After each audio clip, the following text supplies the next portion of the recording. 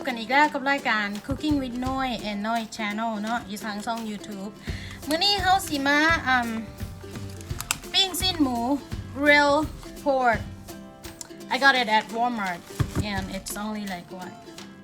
I didn't get for the advertisement or nothing but it's cheap it's only $1.94 per pound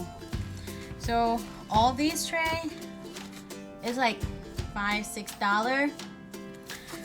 and now I'm gonna marinate it let's go see มาเบิ่งส่วนผสมกันเลยเนาะ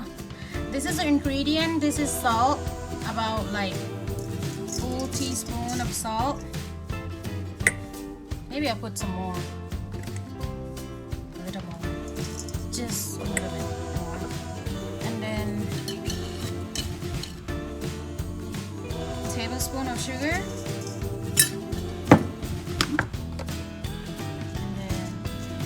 half tablespoon of chicken bouillon.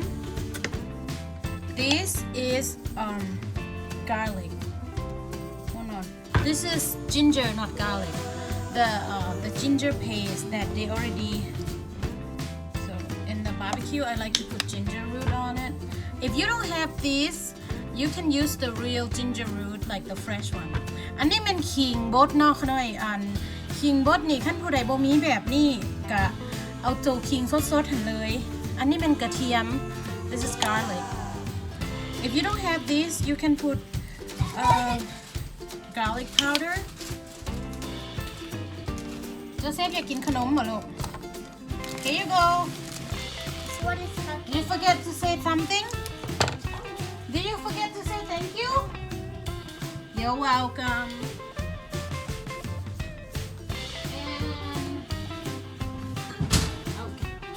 โอ้คอยดิลูก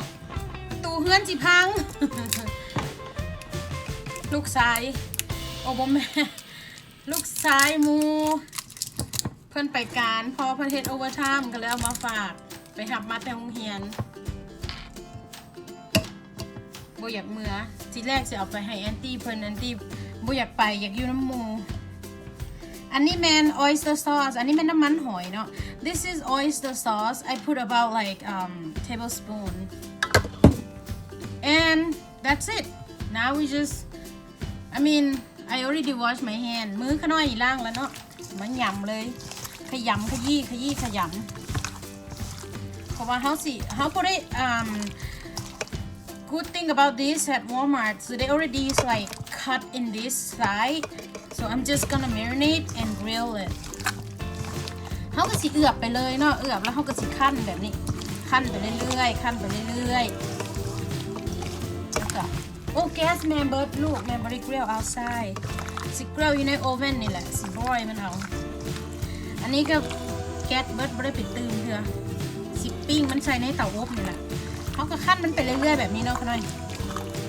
ใครก็ได้ที่เบิ้งที่ว่ามักแบบไหนก็เอาตามใจไปเลยสั้นจ้ะ